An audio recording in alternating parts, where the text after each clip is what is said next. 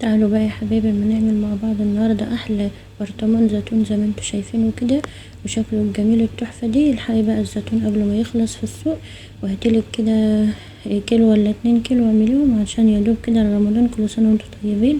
وتعالوا بقى نبص كده بص على برطمان الزيتون اللي كنت عاملاه معاكم في القناه بقاله شهر ونص بالظبط. شايفين جماله وحلاوته بقى، بسم الله ما شاء الله عليه، الله اكبر فعلا. احلى زيتون، احلى زيتون بليمون وشطه، بجد طعمه تحفه ومقرمش وجميل قوي قوي ومستوي والملح بتاعه مظبوط بالظبط وشكله حلو جدا جدا وطعمه بجد حلو قوي قوي.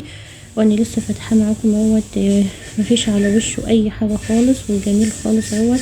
والليمون اللي فيه ماسك نفسه والزيتون مستوي والشطه شكلها حلو جدا جدا ومستويه ومقرمشه.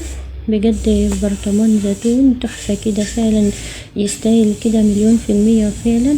يا ريت اللي حابب يشوف الطريقة انا كنت منزلاها على القناة فيديو شورت صغير، يدخل يشوفها ويعمل زيه. بجد والله حلو قوي قوي، ما خدش وقت خالص. يعني هو دلوقتي كده بالظبط بقاله شهر ونص وشايفين طالع في منتهى الجمال ازاي ومستوي وملحه مظبوط والشطة والليمون اللي فيه حلوين قوي قوي طعمه جميل. بجد يا حبايبي اللي حابب يشوف الطريقة يدخل يشوفه وان شاء الله هيستفاد منها. الليمونة ماسكة نفسها وحلوة قوي ازاي ومستوية وملح مظبوط جدا، وكمان الشطة مقرمشة ومستوية وملح مظبوط بالظبط وكل حاجة فيه حلوة قوي.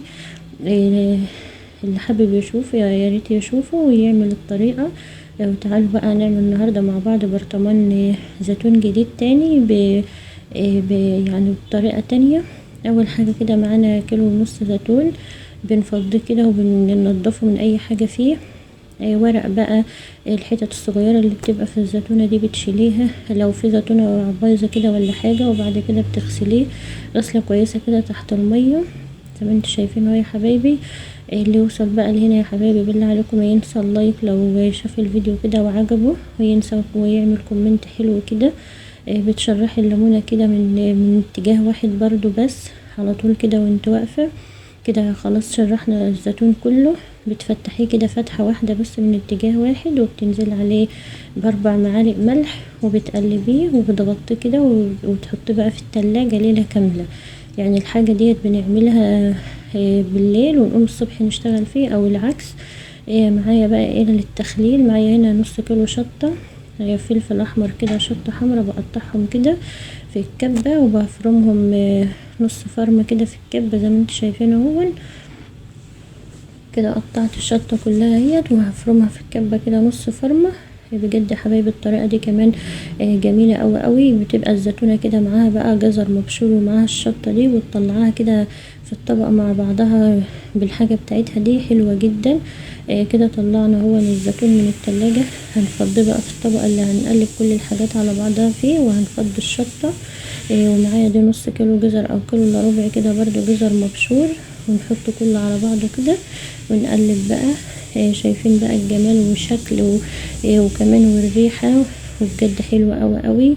ولو بتحبوا بقى الحاجة سبايسي كده وحراقة تجيب الشطة حامية وتقلبي بقى كل الجمال دي كده مع بعضه.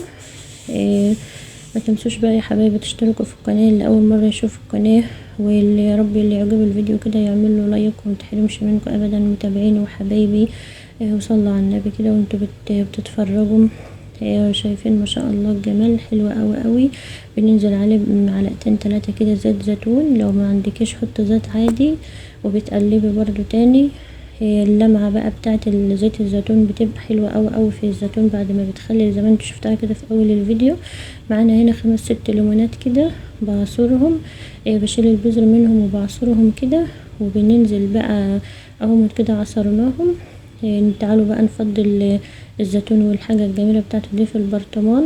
دي برطمان ازاز عادي بيبقى حلو، والبلاستيك برضو كان حلو. انا كنت عاملاه معاكم الفيديو اللي فات في برطمان بلاستيك وجميل جدا، بس لقيت دي فجبته فقلت برضو اعمل فيه.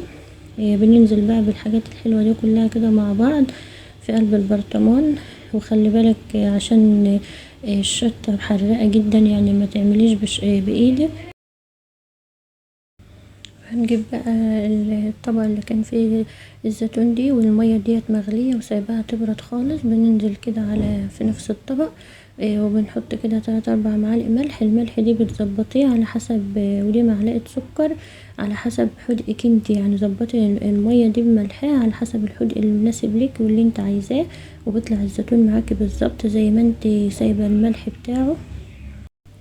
وخلاص كده بقى بننزل بالمية على البرطمان بتاعنا الجميل دي.